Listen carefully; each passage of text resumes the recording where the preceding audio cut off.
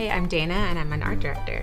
These new desks are great because you can just kind of roll around, and obviously we're still social distancing, but being able to still be connected with the team has been really good. I can work anywhere in the office and be really focused on my own project, and then when I'm ready to present, I can roll the whole thing over. Different teams have to coordinate and communicate, and it just makes it a lot easier being mobile instead of being tethered to your office. I stand for most of the day, but by the end of the day, I'm tired, so it's easy that I can just sit down and take a seat whenever I need to.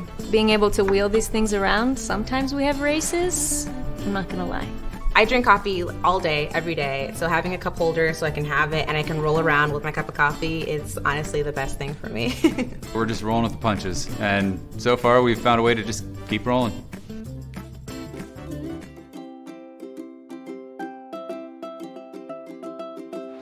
Hello， 大家好，我係 Leggy 啊。今日喺 Learning and Teaching 咧，想同大家分享一下砌 Ergotron 嘅 Learnfit 點樣可以3分鐘之內就完成咗佢啦，非常簡單方便嘅。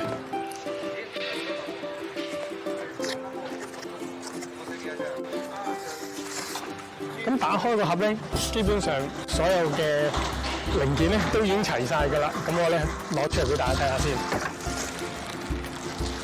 咁會係一個底座啦。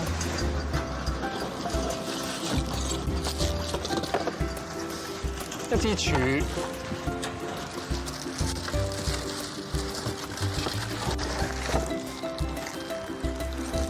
仲有一個台面。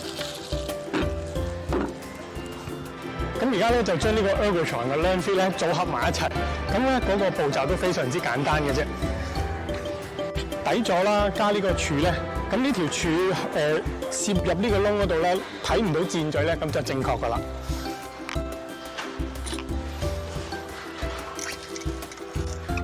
好，咁第一步完成啦。跟住咧，都唔需要任何工具嘅，將呢個台面咧卡落去啦。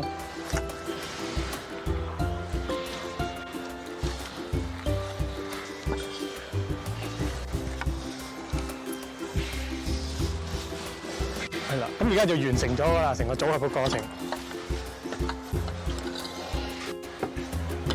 好，咁而家就可以用啦。